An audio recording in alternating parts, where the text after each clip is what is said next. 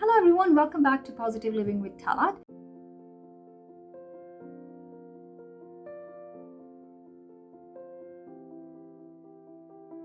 Okay, so what you should do? Number one, work start within yourself. Okay, so you should look at yourself. You should look at your dreams, purpose in life. Write it down somewhere. Detoxify your life. See, I think that most people never achieve their true goals and purpose in life because they're surrounded by too many toxic, negative energy drainers. And guess what? This needs to stop, and this needs to stop right now. So that's number one, okay? Then I also want to talk about the power of environment. What does it do?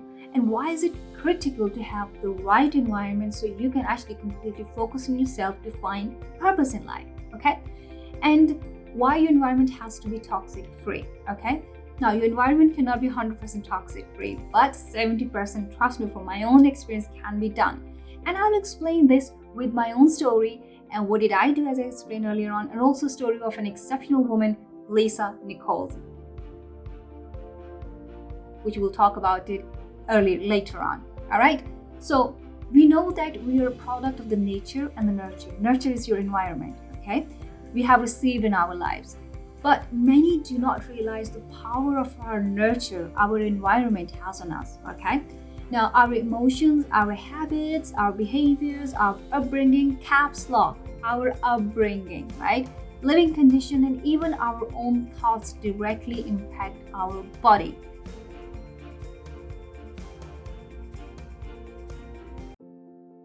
I heard somewhere, your mind goes to work according to your thoughts. I'm going to say it again. Your mind goes to work according to your thoughts. So if it's negative, your mind will start working on it. And if it's positive, it will go to work to do positive, okay?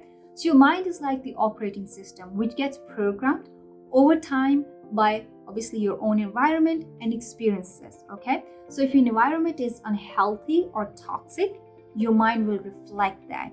And in turn, your brain will signal your body that there is a threat in the environment, okay? And I read this article, and it's from Howard T. H. Chan School of Public Health, and they discussed the biology of emotions and states. Now, what did they say? They said serious sustained stress or fear, okay? Serious sustained stress or fear can alter biological system in a way that over time adds up to wear and tear, and eventually lead to illnesses such as heart disease, stroke, and diabetes. Okay, so when you live in a toxic environment for too long, and then later, I'm sure you have experienced you have such experience in your life where you have seen people who have been living in a very toxic environment, and towards the end of their life, unfortunately, you see them having a lot of physical illnesses such as heart disease, stroke, and diabetes. And I'm sure you don't want to be that person, right? It is critical that you're living in a positive environment and avoid toxicity, okay? We have to do that, all right? Now, some people ask me, how do you know if you're living in a toxic environment? And that's a very critical question to ask, because sometimes people are living in an environment and they think, oh, this is my life and that's all I have to do, and that's all I have to live with that. No, you don't, okay? Now, you don't have to live in that environment. No, but let's go back to, how do you know if you're living in a toxic environment? Because we have to identify a toxic environment first, right? And that's a big one, okay? So, number one, we are not born to live in a toxic environment, or live an average life, okay, and die. No. That's not us. That's not true at all, okay? Always remember that life has its ups and downs, and it's always going to be that way. And things can never be perfect 100% of the time. But toxic is when your environment is draining you of energy, purpose, and hope. Caps lock, hope, okay? And that will take a toll on your physical body, all right?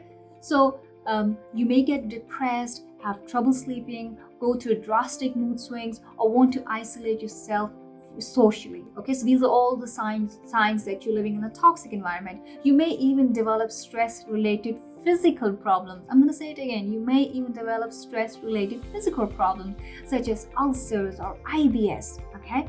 You find yourself trying to avoid, your own life by watching too much TV. And I have seen people doing that, sitting on the couch all day, binge drinking and binge eating unhealthy food, okay? Or maybe you're finding that you're giving so much in a relationship but not getting anything in return, and that happens a lot with the spouses and with other relationships.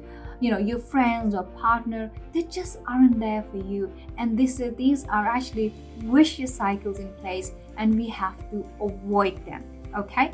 So wherever your toxicity lies, you have the power to make changes, to help find a new and better and more safer environment for yourself, to find a meaning and direction in life.